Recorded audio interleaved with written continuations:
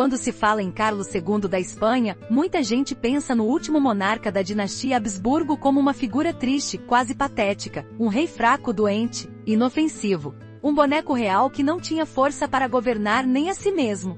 Talvez você já tenha ouvido que ele era apenas um coitado, uma vítima do destino, um pobre homem condenado pela herança de gerações de casamentos entre primos. Mas e se eu te dissesse que essa imagem de coitadinho dócil é uma ilusão confortável? E se a verdade for que Carlos II era, ao mesmo tempo, vítima e catalisador de um reino apodrecido, um homem tão temido por seu corpo deformado quanto por rumores de que carregava uma maldição viva? Você acredita que um rei pode nascer já condenado? Porque Carlos não era apenas um herdeiro marcado por doenças. Ele era visto, por muitos de seus contemporâneos, como produto de feitiçaria. Um governante cuja aparência tão grotesca e cujo corpo tão quebrado pareciam sinais de que Deus ou o diabo haviam decidido destruir a monarquia espanhola de dentro para fora. Não era raro que nobres e embaixadores sussurrassem que Carlos II era o anticristo disfarçado. Um monstro sorridente, incapaz de produzir herdeiros, incapaz de governar, mas capaz de levar todo o império à ruína.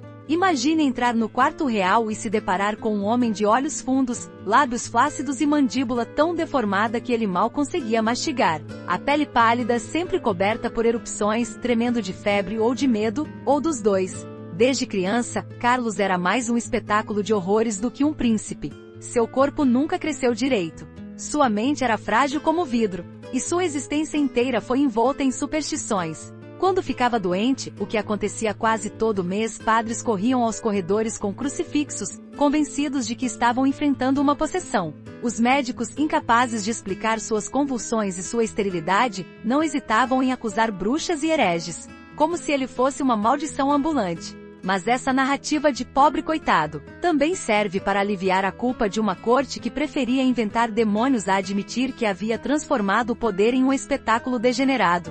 Porque a verdade é que Carlos II foi criado como um deus, mesmo sendo tratado como um inválido.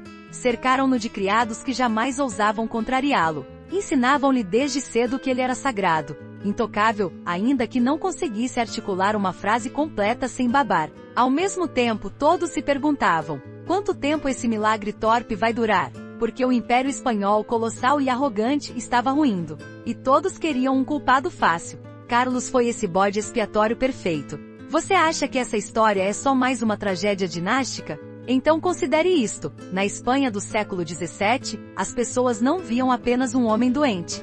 Viam um presságio, a prova viva de que o mundo estava desmoronando. Cada vez que ele desmaiava, cada vez que passava semanas na cama, cada vez que vomitava sangue, a corte mergulhava em pânico. E não era apenas o medo de perder o rei.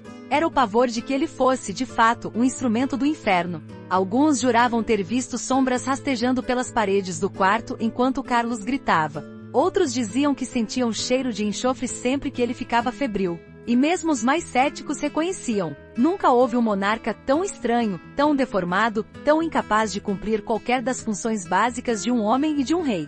Se você acha que todo esse horror parava nas fronteiras do palácio, se engana. A própria população se dividia entre pena e repulsa. Nas ruas de Madrid circulavam histórias que Carlos havia sido enfeitiçado por uma bruxa francesa, que ele não era humano, mas o resultado de um pacto satânico selado por seus antepassados para manter o poder. E quando um rei se torna lenda macabra ainda em vida, tudo ao seu redor se contamina. A administração desmoronava, os cofres reais esvaziavam, as guerras se acumulavam. E a Espanha, que já fora temida como o império mais poderoso da terra, tornava-se uma sombra, exatamente como o homem que se sentava no trono. É cômodo pensar que Carlos II não tinha culpa, que foi só vítima do incesto, dos erros médicos e da superstição.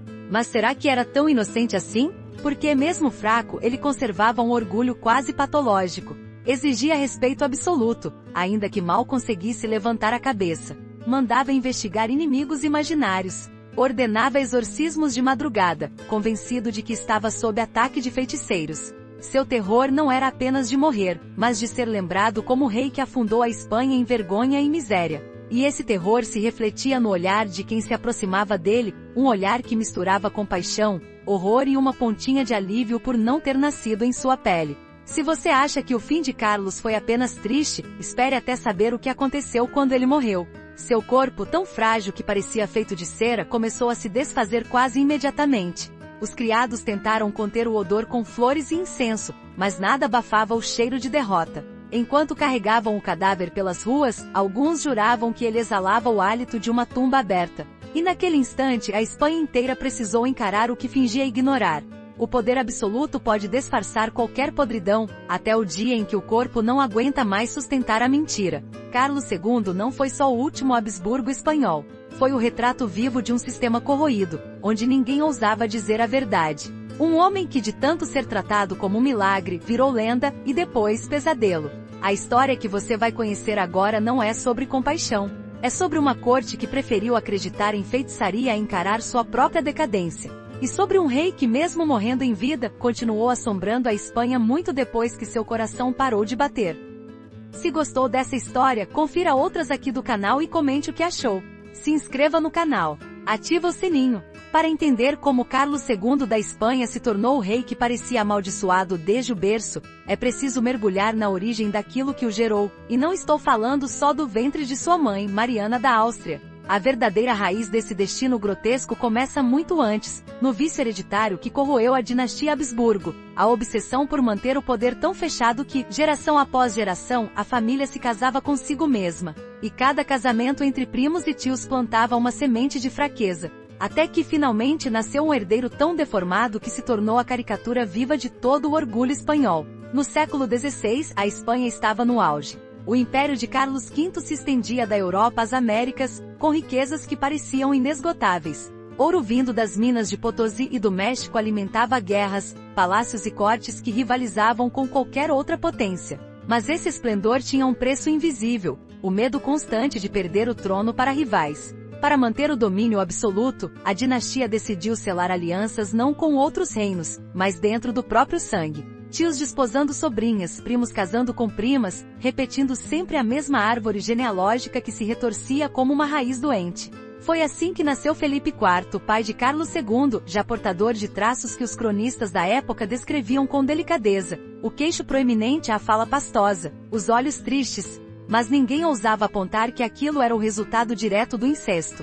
Quando chegou a hora de escolher uma esposa para Felipe, a corte não cogitou aliança com princesas distantes que pudessem renovar o sangue. Preferiu Mariana da Áustria, que não apenas era da mesma família, mas sua sobrinha. O casamento foi celebrado como um triunfo da pureza dinástica. No fundo, era só o prelúdio de uma tragédia. Mariana engravidou várias vezes. Muitos dos filhos morreram ainda crianças, frágeis demais para resistir à infância que naquela época já era uma sentença de risco. Carlos nasceu em 1661, e desde o primeiro dia foi claro que algo estava errado. Era tão pequeno e pálido que acreditaram que não sobreviveria. O batizaram às pressas com medo de que morresse no berço. Mas ele sobreviveu, um milagre que logo se mostrou um fardo. Com meses de vida, não conseguia sugar o leite sem sufocar. Quando começou a crescer, seus ossos não se desenvolveram como os das outras crianças. Sua cabeça parecia grande demais para o corpo. E o queixo, marca registrada dos Habsburgo, era tão pronunciado que seu rosto lembrava uma máscara caricata. Enquanto ele lutava para aprender a andar e falar, Mariana e Felipe insistiam que tudo era normal. Afinal, admitir o contrário seria confessar que a dinastia tinha se autodevorado. Mas as amas e os médicos sabiam a verdade. Aos 4 anos, Carlos ainda não falava com clareza. Sua língua, grossa e pesada, tornava qualquer frase um esforço. Sua mente era tão lenta que demorava a reconhecer as pessoas. Muitos interpretaram isso como sinal de possessão demoníaca. Outros acreditavam que ele era um santo sofredor, predestinado a salvar a Espanha com sua dor. A superstição corria solta porque ninguém tinha coragem de culpar a causa real, a degeneração genética. Quando Felipe IV morreu, em 1665, Carlos tinha apenas 4 anos. A coroa caiu sobre sua cabeça frágil como um elmo de ferro sobre um crânio de cristal. A mãe assumiu a regência, e a corte entrou em convulsão. Mariana era uma mulher orgulhosa, temente a Deus, mas aterrorizada pela condição do filho. Para manter as aparências, mandou pintar retratos de Carlos em que aparecia ereto, de olhar firme, imagens que não se pareciam em nada com o garoto real, sempre prostrado, com o semblante perdido. Enquanto isso, os médicos da corte se revezavam em diagnósticos que variavam entre o absurdo e o macabro. Alguns juravam que Carlos sofria de melancolia crônica. Outros garantiam que ele tinha sido alvo de feitiçaria. Um famoso inquisidor, Froilán Dias, chegou a afirmar que havia encontrado provas de encantamentos, escondidos sob o travesseiro real, bonecos de cera perfurados com agulhas, amaldiçoados para impedir o rei de ter filhos. Era mais fácil culpar bruxas do que admitir a tragédia genética que todos fingiam ignorar. No meio disso tudo, Carlos crescia.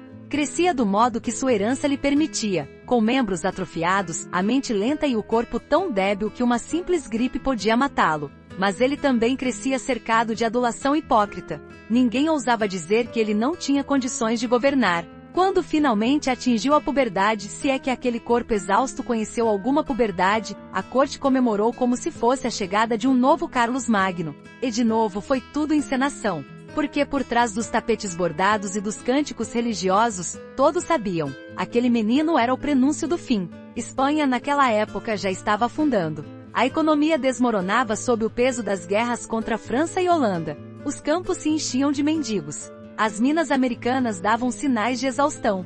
A fome rondava as cidades. Mas em Madrid, a corte preferia atribuir cada desgraça ao feitiço que pairava sobre o rei. Era mais fácil culpar as trevas que o circundavam do que reconhecer que o império estava corroído pelo orgulho. O orgulho de uma linhagem que escolheu casar-se com si mesma até que nascesse um herdeiro tão fraco que se tornaria a própria metáfora da decadência. Se você acha que Carlos II foi apenas um produto de circunstâncias tristes, saiba que sua origem foi a escolha deliberada de homens e mulheres convencidos de que poderiam desafiar qualquer lei da natureza. O que surgiu desse desafio não foi apenas um rei doente. Foi um presságio, o sinal de que o mundo dos Habsburgo estava chegando ao limite.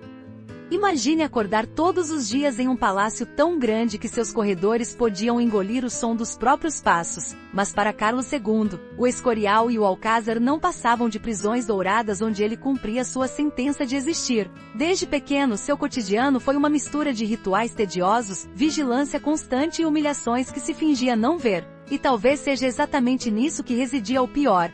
Todos fingiam que ele era um rei normal, enquanto sua rotina deixava claro que seu corpo era uma ruína ambulante. O dia começava cedo. Criados cuidadosamente treinados se aproximavam de sua cama com a mesma reverência que se teria diante de um altar. Mas bastava chegar perto para perceber a verdade. Carlos dormia com a boca aberta, a língua pesada quase pendendo para fora, a respiração tão ruidosa que parecia um animal doente. Ao acordar, precisava de ajuda para se sentar. Às vezes, era preciso que dois homens o erguessem pelos braços porque suas pernas não tinham força para sustentar nem o peso de seus ossos frágeis. A higiene era um desafio que ninguém comentava em voz alta. O rei tinha dificuldades para segurar talheres, imagine então limpar-se sozinho. As funções mais íntimas eram cuidadas por criados que agiam como se nada fosse extraordinário, porque admitir a vergonha era mais perigoso do que suportá-la. Os banhos, raros na época, eram verdadeiros eventos. Tinham de preparar tinas especiais, aquecer água em grandes caldeirões e supervisionar cada etapa para que ele não escorregasse ou desmaiasse.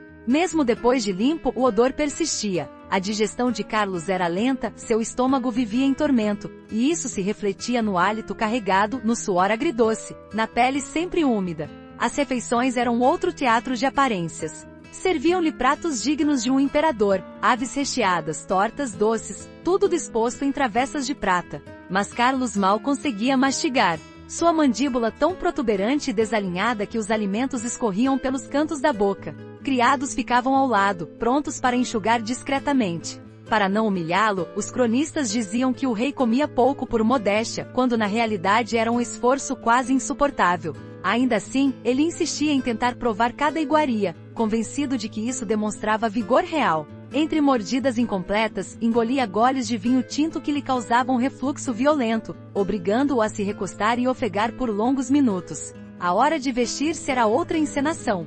Carlos usava roupas bordadas em ouro e sedas vindas de Veneza. Os trajes, embora suntuosos, eram pensados para disfarçar seu corpo atrofiado. Ombreiras que criavam a ilusão de largura, golas altas que escondiam o queixo desproporcional, mangas amplas que cobriam braços finos como gravetos. Mas bastava ele caminhar, ou mais frequentemente arrastar os pés, para perceber que aquele não era um homem forte. Quando precisava atravessar longos corredores, era comum se apoiar em bastões ou no braço de um pajem. Alguns embaixadores estrangeiros relataram que ver o rei mover-se era como assistir a um boneco de cera que pudesse cair a qualquer instante. Apesar disso, a etiqueta exigia que ele fosse presente em atos oficiais. Casamentos nobres, procissões religiosas, audiências com diplomatas, todos precisavam da presença simbólica do monarca. Nessas ocasiões, Carlos era sentado num trono alto, sob um dossel vermelho, como um ícone vivo. Mas seus olhos raramente fixavam qualquer coisa. Piscar constante, tremores involuntários, cabeça pendendo para o lado. Tudo denunciava que a mente, assim como o corpo, vivia num estado de confusão perpétua. Os interlocutores fingiam não notar e qualquer vacilo era interpretado como deslealdade. Para salvar a aparência, documentos eram preparados antes, e um secretário murmurava respostas no ouvido real, que ele repetia com voz pastosa, num teatro onde ninguém acreditava, mas todos aplaudiam. As noites não ofereciam alívio. Carlos sofria de crises que hoje chamaríamos de epilepsia, mas que à época eram atribuídas a influências malignas. Despertava aos gritos, convencido de que demônios lhe arranhavam a pele. Em muitos episódios, padres eram chamados para exorcismos improvisados, que envolviam orações em latim, água benta e velas acesas até o amanhecer. Essas cerimônias eram mantidas em segredo absoluto. Mas não havia quem trabalhasse no palácio que não conhecesse o rumor, que o rei vivia sitiado por espíritos. Alguns diziam que o próprio diabo vinha cobrar os pecados dos Habsburgo, materializados no corpo do monarca. E se durante o dia a corte fingia normalidade, à noite a ilusão se quebrava. Quando os corredores se esvaziavam e as tochas eram apagadas, Carlos ficava sozinho com seus delírios. Servos relatavam que o ouviam murmurar nomes de parentes mortos, como se conversasse com fantasmas. O mais assustador era sua fixação pela morte. Mandava abrir túmulos de antepassados e contemplava os ossos com uma fascinação mórbida. Em 1700, poucos meses antes de morrer, ordenou que desenterrassem o corpo de sua primeira esposa, Maria Luísa de Orleans, para comprovar que ela não o havia amaldiçoado. O cadáver, transformado em pó, foi exposto a seus olhos doentes. E dizem que ele sorriu, convencido de que encontrara alguma resposta que ninguém mais entendia. Na intimidade, Carlos conheceu poucas alegrias. Não teve filhos, embora tentasse consumar o matrimônio com Maria Luísa e depois com Mariana de Neuburgo. A corte inteira sussurrava que ele era impotente, mas jamais se atreveram a dizer isso em público. Médicos propuseram soluções que beiravam o grotesco: poções de testículos de touro, ungüentos feitos com ervas afrodisíacas, preces especiais. Nenhum funcionou. Ele envelheceu sem herdeiros, cercado por rezas e culpas. E talvez essa fosse sua maior dor, saber que seu corpo era o fim de uma linhagem. Essa era a vida real de Carlos II. Não uma existência digna, mas um desfile diário de constrangimentos, fingimentos e terrores noturnos. O rei que nasceu para governar o maior império do mundo tornou-se um símbolo de decadência. E no fundo, todos sabiam que seu reinado não era apenas o ocaso de um homem, era o presságio de que a própria Espanha estava condenada a apodrecer com ele. Se você pensa que todos sentiam apenas pena de Carlos II, talvez seja porque nunca ouviu os sussurros que serpenteavam pelos corredores do Alcázar. Porque atrás das cortinas de veludo, a vida social que gravitava em torno do rei era um espetáculo de hipocrisia, medo e desprezo mal contido. Era como se todos soubessem que ele não passava de uma figura decorativa, mas ninguém ousasse confessar que seu trono já estava vazio. E essa farsa diária cobrava um preço. Cada olhar contido, cada gesto estudado, cada reverência feita de má vontade alimentava um rancor que contaminava tudo. Para o povo comum, Carlos era uma espécie de mau presságio vivo. Nas tabernas de Madrid circulavam histórias de que ele não tinha alma, que seu nascimento fora resultado de um pacto sombrio. Alguns diziam que era filho de uma mãe que mantinha relações com demônios, uma explicação fácil para quem via o rei desfilar em procissões religiosas com aquele rosto pálido e inexpressivo. Outros preferiam acreditar que ele era vítima de bruxaria francesa, amaldiçoado desde o berço para nunca dar à Espanha o herdeiro de que tanto precisava. Mas fosse qual fosse a versão, o sentimento popular não era só compaixão. Era uma mistura venenosa de medo e vergonha. Porque, para muitos, Carlos II encarnava a decadência de um império que já fora temido em toda a Europa, e agora era apenas motivo de piada. Entre a nobreza, o constrangimento era ainda mais profundo. Ninguém ousava admitir em público, mas bastava que o rei se afastasse para que os murmúrios começassem. Comentavam seu hálito insuportável, seus tremores, o jeito como babava na mesa de banquetes. Alguns chegavam a rir baixinho quando ele insistia em falar de grandes campanhas militares, campanhas que ele jamais lideraria, pois não tinha forças para cavalgar por meia légua. Outros, mais cínicos, viam na fragilidade do rei uma oportunidade dourada, a chance de se tornar o verdadeiro governante por trás da máscara real. Os ministros e secretários que compunham o chamado Conselho de Estado eram os primeiros a se aproveitar desse vácuo de poder. Enquanto Carlos se distraía com rezas, relíquias e exorcismos, eles tomavam decisões que mudavam o destino de milhões. Era ali, naquelas reuniões a portas fechadas, que se negociavam alianças, impostos, decretos e sentenças. O rei assinava documentos que muitas vezes nem entendia, convencido de que estava fazendo a vontade de Deus. Esse controle indireto fazia nascer alianças perigosas. Ministros rivais se acusavam mutuamente de traição, conspiravam com potências estrangeiras, compravam espiões e espalhavam rumores. Tudo em nome de proteger o rei, quando na verdade só protegiam os próprios interesses. A rainha Mariana de Neuburgo, segunda esposa de Carlos, ocupava um papel ambíguo nessa teia de intrigas. De um lado, demonstrava afeto pelo marido doente, pelo menos na frente de todos. De outro, sabia que sua única chance de manter influência seria fazer o rei acreditar que ela era seu anjo protetor. Mariana frequentava os aposentos de Carlos não só como esposa, mas como espécie de enfermeira espiritual, acompanhava exorcismos, consultava astrólogos e providenciava antídotos para supostas maldições. Muitos acreditavam que ela estimulava essas superstições de propósito, porque assim o mantinha sob seu domínio. O rei, enfraquecido, confiava mais nela do que em qualquer ministro, e isso a tornava uma das figuras mais poderosas do reino.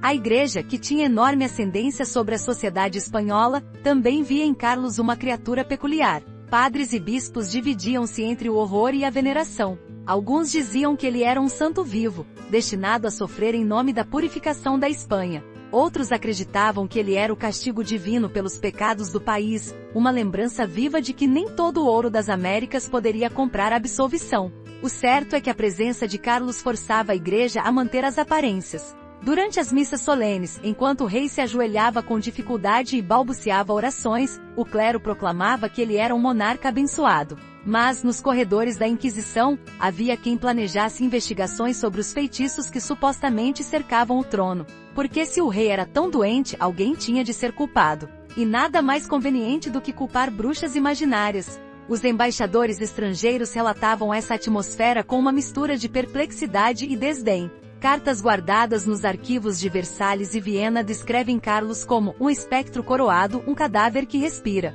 Diplomatas franceses relatavam, quase com escárnio, que o rei mal conseguia entender suas propostas. Os enviados austríacos eram mais cuidadosos, afinal, eram parentes. Mas mesmo eles reconheciam que a corte espanhola tinha virado um circo de falsidades. Nas chancelarias europeias, a fraqueza de Carlos alimentava planos. Quem herdaria a Espanha quando ele morresse sem filhos? Cada potência estrangeira afiava os dentes, pronta para dilacerar o império antes mesmo que o corpo do último Habsburgo esfriasse. Enquanto isso, o povo assistia de longe a esse teatro. Nas procissões, via o rei avançar em seu coche enfeitado, protegido por fileiras de alabardeiros. Da calçada parecia uma cena de devoção, até que alguém notava o olhar vazio do monarca, a expressão entorpecida. Alguns faziam o sinal da cruz, acreditando que aquele semblante era prova de santidade. Outros desviavam o rosto, envergonhados de pertencer a um reino que já não tinha dignidade. E sempre havia quem repetisse, baixinho, que tudo aquilo só podia ser obra de bruxaria. No fundo, Carlos II não era só um rei doente. Era um espelho no qual toda a Espanha via sua própria decadência. E esse espelho não perdoava ninguém. Porque não havia classe, do mendigo ao bispo, que não carregasse parte da culpa por fingir que tudo ia bem, quando todos sabiam que o trono estava condenado. Se você acha que viver ao redor de Carlos II era apenas um exercício de paciência e compaixão, talvez subestime o grau de medo que rondava cada passo dentro do palácio. Porque por trás do doente inofensivo havia um sistema de vigilância tão opressor que bastava um comentário descuidado para alguém desaparecer em silêncio. Era um mundo onde o perigo não vinha só das intrigas palacianas, vinha também da necessidade desesperada de manter a farsa. E essa farsa custava caro. Quem não soubesse mentir com perfeição podia pagar com a própria vida. Para começar, existiam os riscos de natureza espiritual. Ou pelo menos, aquilo que o rei e seus conselheiros chamavam de espiritual. O medo da bruxaria era tão arraigado que qualquer indisposição de Carlos era atribuída a feitiços. Se o rei acordava com febre, logo surgia a suspeita de que alguém havia envenenado seu travesseiro com pó amaldiçoado. Se sofria convulsões, mandava-se chamar exorcistas. Para muita gente, isso parecia ridículo, mas ninguém ousava dizer em voz alta, porque negar a existência do feitiço era tão perigoso quanto ser acusado de lançá-lo. Havia casos documentados em que criados foram presos simplesmente por encontrar amuletos de proteção sob o colchão real. Bastava que um padre ou um inquisidor dissesse que o objeto trazia malefícios para que o infeliz fosse interrogado.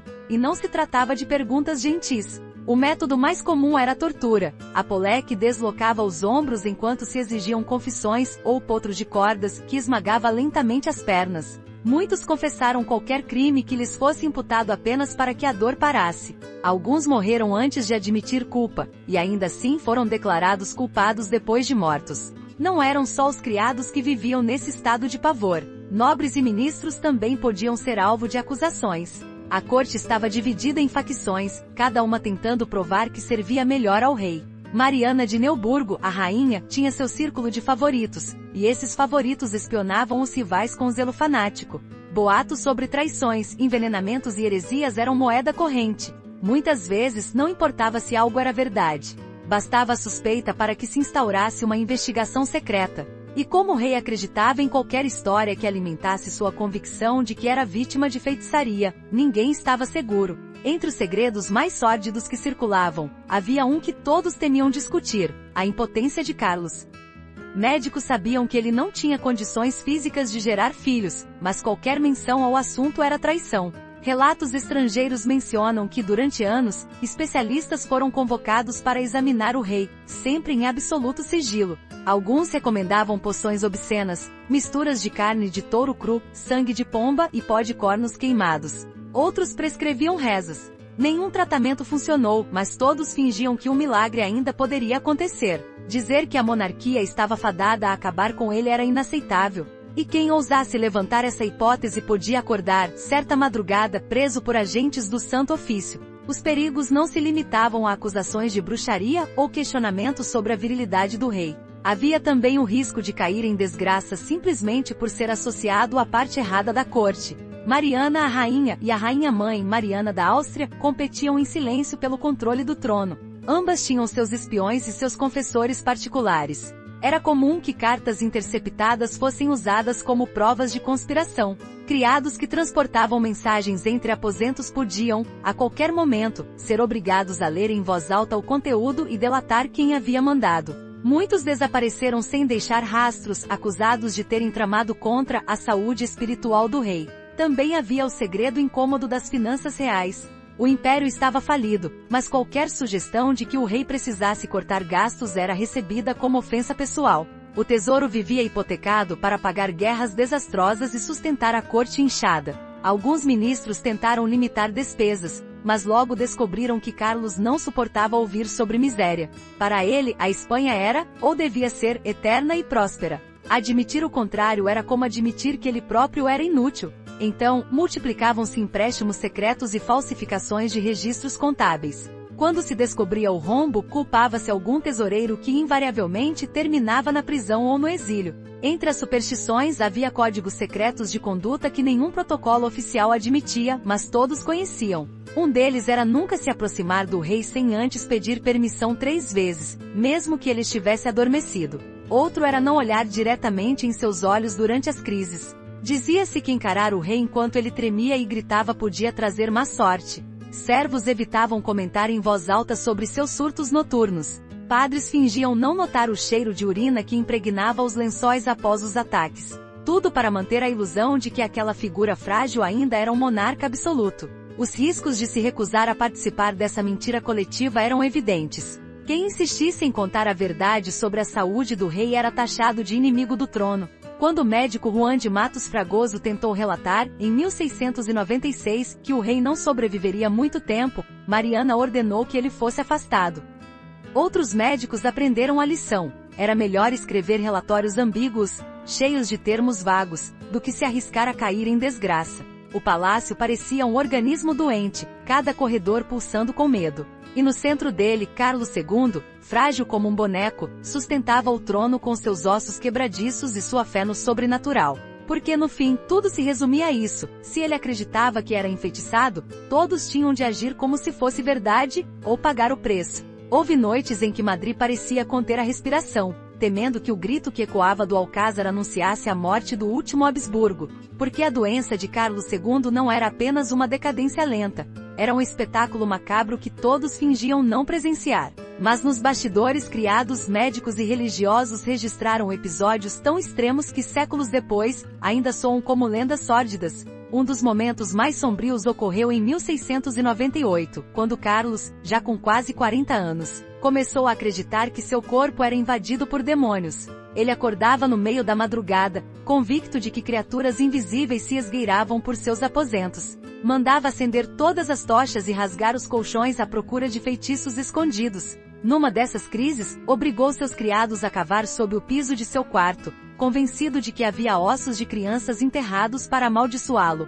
As escavações não encontraram nada além de pedras e poeira. Mas para o rei, era prova de que o mal estava sempre à espreita. Os médicos e exorcistas que o assistiam nesses acessos de terror não ousavam contrariá-lo. Alguns participavam do delírio, afirmando que sim, havia sinais de bruxaria. Outros apenas rezavam em silêncio, aterrorizados com a possibilidade de serem acusados de cúmplices. Carlos, febril e suando, fazia questão de supervisionar pessoalmente cada nova investigação espiritual. Chegou ao ponto de ordenar que se abrissem paredes inteiras, convencido de que ali estariam escondidos símbolos diabólicos. Era como se o palácio fosse um labirinto de conspirações imaginárias que ninguém tinha coragem de negar. Outro episódio perturbador ocorreu quando sua primeira esposa, Maria Luísa de Orleans, morreu. Carlos entrou num estado de luto que beirava a loucura. Durante semanas recusou-se a se alimentar. Passava horas trancado no quarto, olhando fixamente para a parede. Certa noite, jurou ter visto o espírito de Maria Luísa sentado aos pés de sua cama, acusando-o de tê-la envenenado por impotência.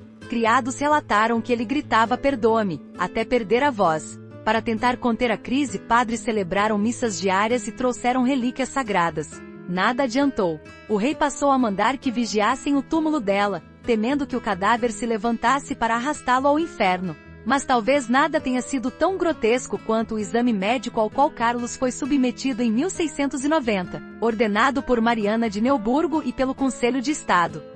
O objetivo oficial era descobrir por que ele não produzia herdeiros. Mas o que aconteceu foi quase um espetáculo de humilhação pública. O rei foi examinado por vários médicos e clérigos, que o despiram e avaliaram seus órgãos íntimos enquanto ele chorava. Alguns afirmaram que seu corpo estava intoxicado pelos humores maus. Outros juraram que seus testículos eram pequenos e moles como de um velho. O relatório sigiloso chegou a várias cortes estrangeiras. Em Paris e Viena, diplomatas comentavam com desdém que o rei da Espanha era um eunuco coroado. Quando essas notícias se espalharam em boatos, o impacto foi devastador. O povo, que já suspeitava da impotência real, começou a acreditar que Deus havia condenado a Espanha ao colapso.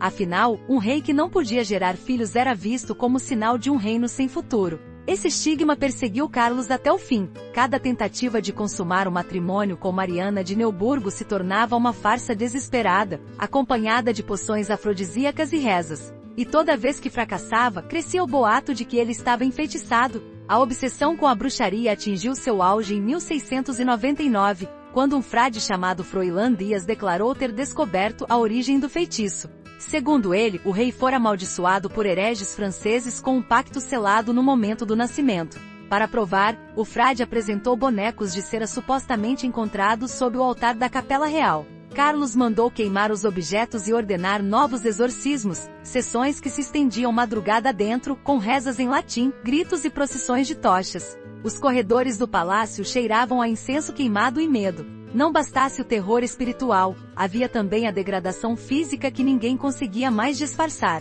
Os embaixadores franceses registraram que nos últimos meses, Carlos já não conseguia mastigar sem ajuda. Vomitava com frequência, seu corpo exalava um odor acre que não podia ser abafado por perfumes. A mandíbula tão proeminente que parecia deslocada, a pele manchada de erupções e hematomas. Para quem o via de perto, era impossível não pensar que estava diante de um homem já morto, habitando o corpo por teimosia. Os momentos finais foram um catálogo de horrores. O rei não reconhecia mais ninguém, confundia seus criados com demônios. Mandava que as janelas fossem seladas para impedir que espíritos entrassem.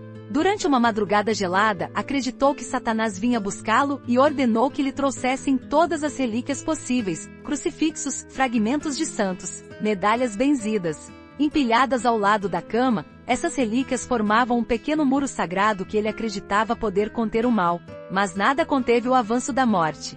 Quando finalmente perdeu a consciência, seu corpo inchou de tal forma que os criados não conseguiam movê-lo sem a ajuda de cordas. As crônicas dizem que o fedor que se espalhou pelos aposentos foi tão intenso que vários cortesãos vomitaram, e mesmo assim, ninguém ousava admitir o fim.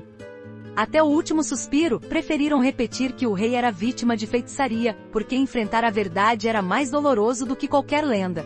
A verdade de que Carlos II, o monarca enfeitiçado, era apenas o espelho de um império que apodrecia junto com ele. Se você pensa que Carlos II, trêmulo e impotente, era apenas um joguete nas mãos da corte, talvez não entenda a força silenciosa que emanava daquele corpo em ruína. Porque mesmo quando o rei não conseguia ficar de pé sozinho, seu nome carregava um peso tão colossal que mantinha todos ajoelhados, por medo, por hábito ou por conveniência. E esse poder invisível moldava cada decisão da Espanha, como um fantasma que ninguém ousava exorcizar. Na superfície, Carlos parecia inofensivo. Mal conseguia sustentar uma conversa, tinha crises de choro, acreditava estar cercado por demônios. Mas bastava seu olhar vacilante pousar em alguém para desencadear ondas de pânico. Afinal, quem fosse apontado como inimigo real, mesmo que por um delírio, podia perder tudo, do título à cabeça. Ele não precisava ordenar com voz firme. Bastava balbuciar uma acusação, e a máquina do medo se punha em marcha. Esse poder era exercido por meio da crença coletiva de que o rei era sagrado. A Espanha do século XVII era um país onde política e religião se confundiam. A figura do monarca era vista como uma extensão da vontade divina. Questionar Carlos era questionar Deus. Por isso, enquanto o rei se afundava em delírios místicos, ninguém ousava propor abertamente que ele fosse afastado. A própria ideia de abdicação era heresia. E esse dogma sustentava o trono, ainda que o homem sentado nele fosse apenas uma sombra. Outra forma de seu poder invisível se manifestar era o culto à superstição. O medo do feitiço contaminava todos os níveis da corte. Ministros poderosos como o conde de Oropesa temiam ser acusados de bruxaria se discordassem do rei. Para manter seu favor, alimentavam seus delírios, providenciavam relíquias, chamavam exorcistas, faziam promessas em santuários distantes. Cada gesto desse circo ritual não era só piedade, era estratégia. Porque enquanto Carlos acreditasse que estavam do seu lado, seus conselheiros podiam governar por ele. Assim, o medo da bruxaria se tornou uma forma sofisticada de controle político. Quem se recusava a participar das encenações era automaticamente suspeito de traição. Havia também outro tipo de poder, o poder da inércia. Durante décadas, a Espanha se habituou a não decidir nada sem consultar o rei. Quando Carlos começou a perder a lucidez, ninguém soube o que fazer. Cada decreto que ele assinava era fruto de longas manipulações. Conselheiros escreviam textos, sussurravam palavras que ele repetia, colocavam a pena em sua mão. Mas para o mundo exterior, aquelas decisões ainda vinham da autoridade real. Essa inércia paralisava o império. Tudo era adiado. Todo problema era empurrado para o futuro, porque admitir que o rei não governava mais era abrir uma brecha mortal na legitimidade da coroa.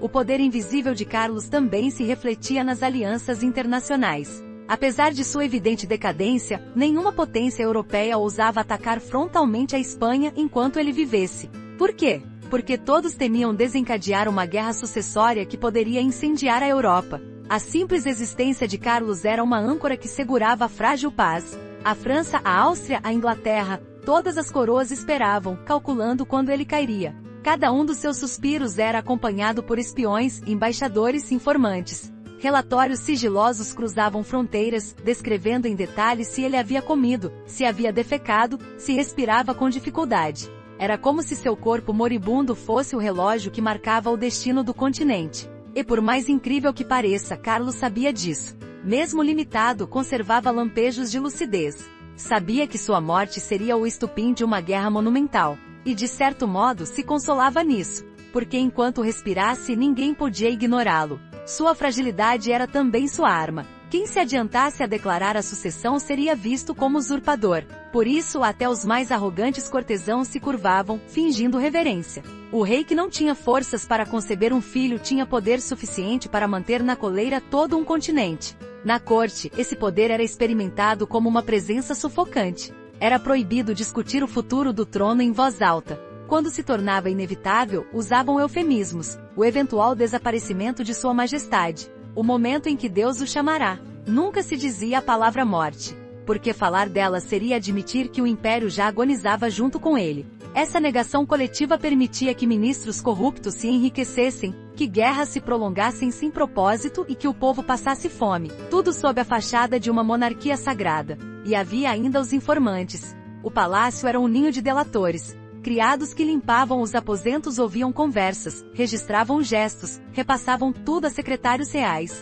Uma frase descuidada, "o rei parece pior hoje", podia ser suficiente para arruinar uma carreira. Por isso, a cada manhã nas antessalas frias, nobres ensaiavam discursos de lealdade. Chegavam ao leito real com olhos baixos, sussurrando preces e juras de fidelidade. Era uma coreografia de submissão, alimentada pelo medo de desaparecer nas masmorras da Inquisição.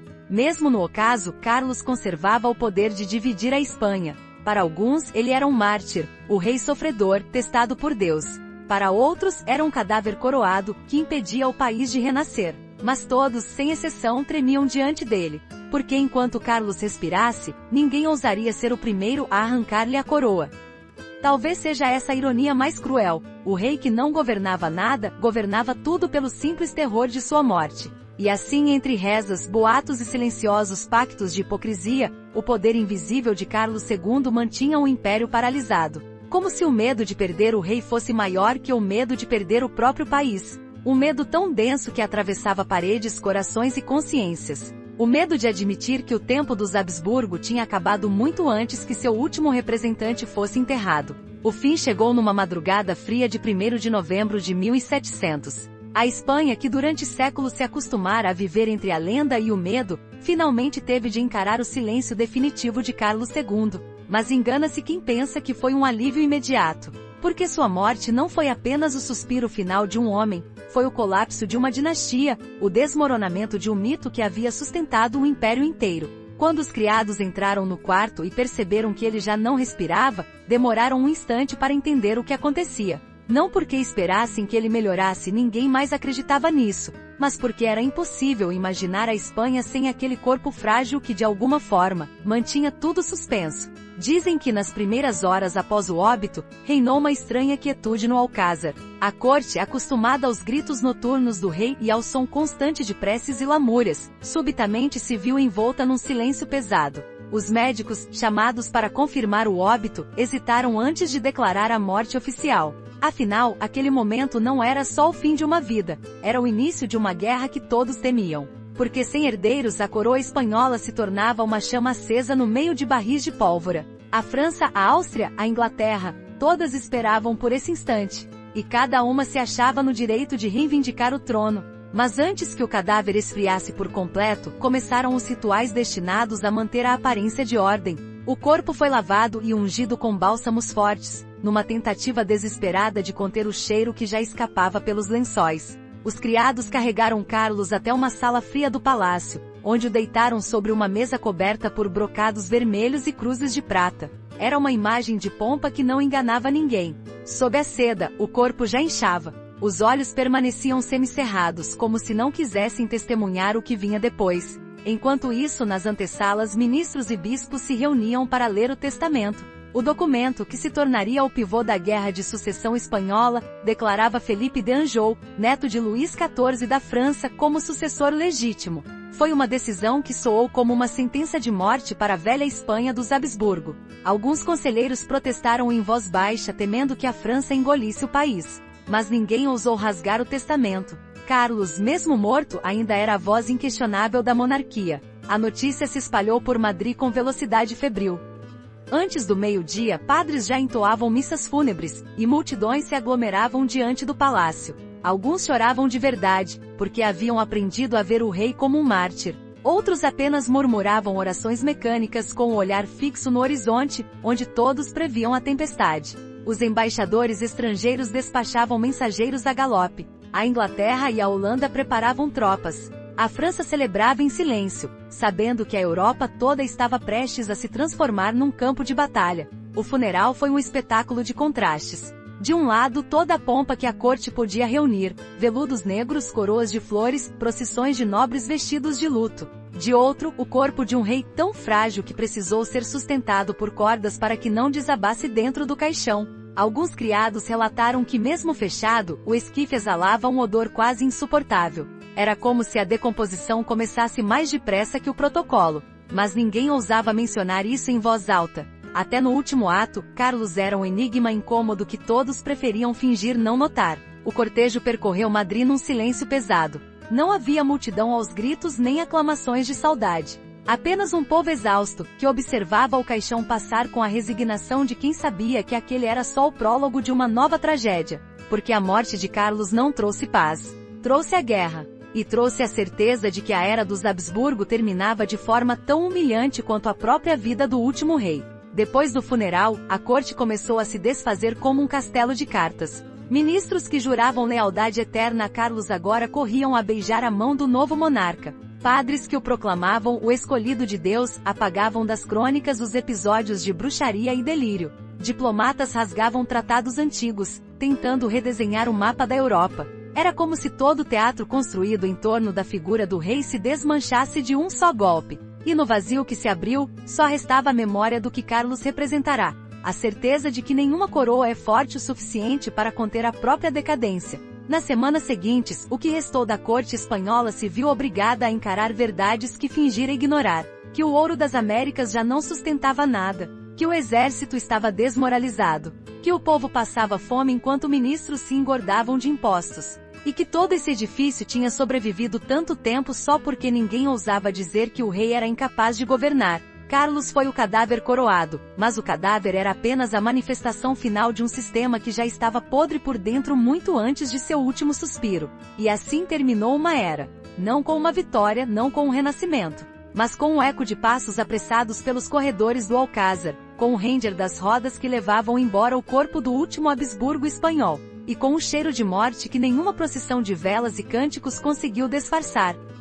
Quando olhamos hoje para os retratos de Carlos II, a peruca exagerada, os olhos vazios, o queixo monstruoso que parecia desafiar as leis da anatomia, é fácil cair na tentação de sentir apenas pena, de enxergar nele um pobre coitado, um boneco quebrado pelo incesto e pela superstição. Mas se você tiver coragem de encarar mais fundo, vai perceber que a história desse rei não é só a de um homem condenado pela herança de seus antepassados. É também a história de uma sociedade inteira que escolheu fingir que tudo estava bem, até o dia em que o cadáver se tornou impossível de ignorar. Talvez o mais perturbador em Carlos II não tenha sido sua doença, mas o que ela revelou sobre a alma humana. Porque ele foi ao mesmo tempo vítima e cúmplice.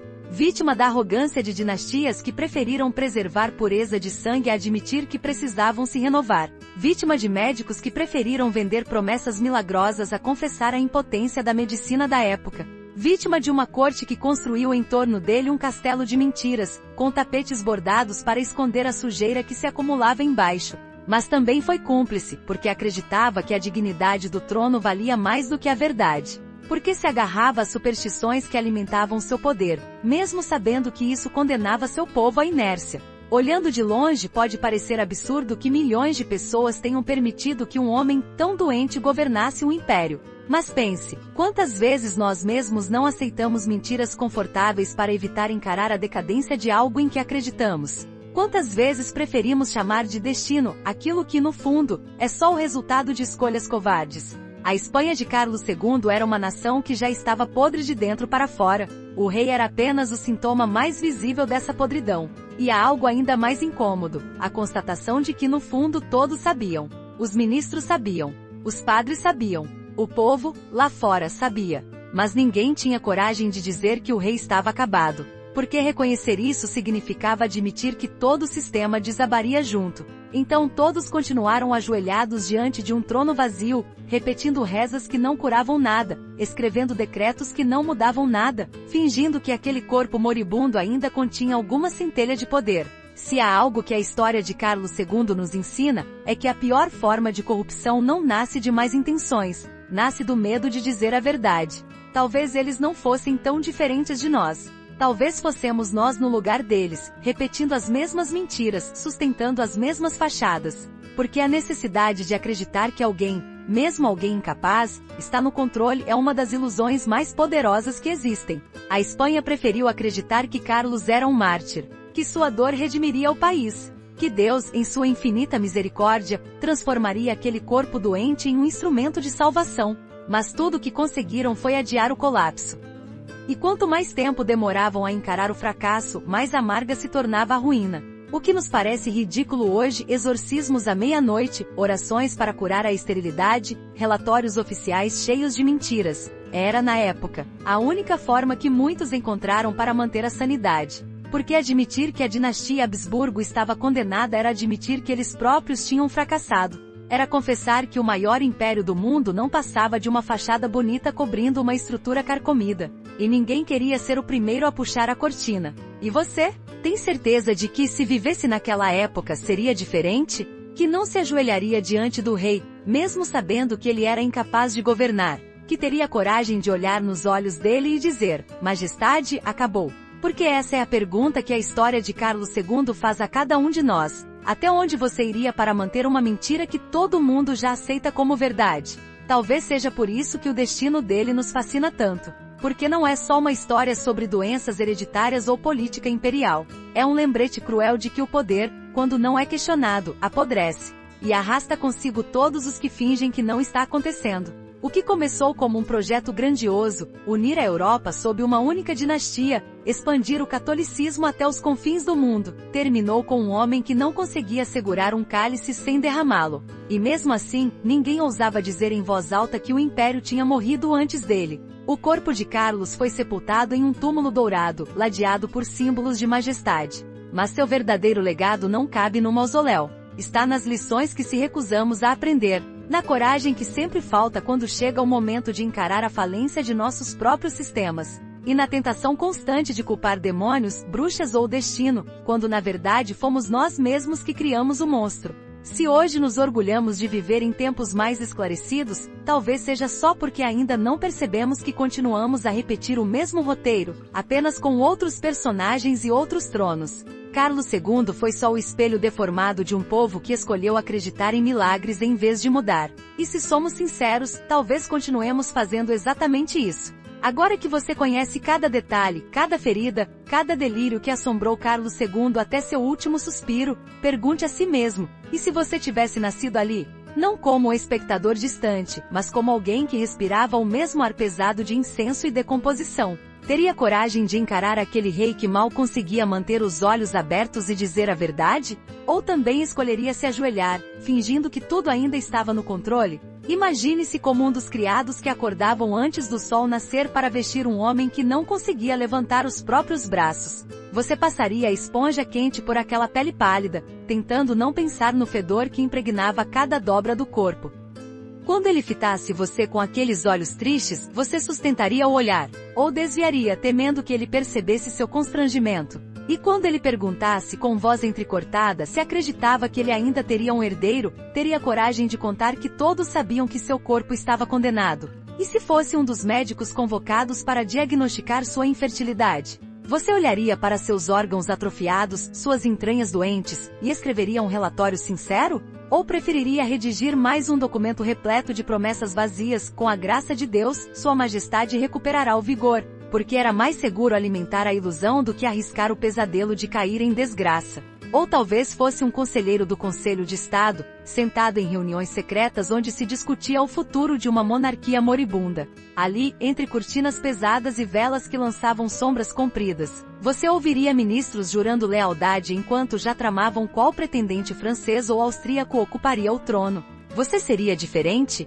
Levantaria a voz para dizer que a Espanha precisava de outro caminho? Ou assinaria papéis que prolongavam o teatro, convencido de que a mentira coletiva era mais suportável que o vazio? Pense também se você fosse um padre da corte. Veria Carlos em crise, convencido de que demônios vinham buscá-lo. Ele suplicaria bênçãos, exigiria exorcismos. Você teria coragem de dizer que era só doença, que não havia maldição nenhuma? Ou faria o sinal da cruz, borrifaria água benta e confirmaria seus piores medos, porque a fé, ou o medo dela, sempre foi a forma mais eficaz de controle? E se fosse Mariana de Neuburgo, a rainha que passava as madrugadas ao lado do rei, tentando convencê-lo de que Deus ainda tinha planos para ele? Você sentiria compaixão? Desprezo? Ou apenas o instinto de sobrevivência que faz qualquer um fingir amor por um homem que não podia tocar? Talvez, no fundo, soubesse que tudo era inútil, mas continuaria sorrindo, continuaria rezando, continuaria colocando crucifixos ao lado da cama só para garantir que seu lugar na corte não fosse engolido pela próxima conspiração.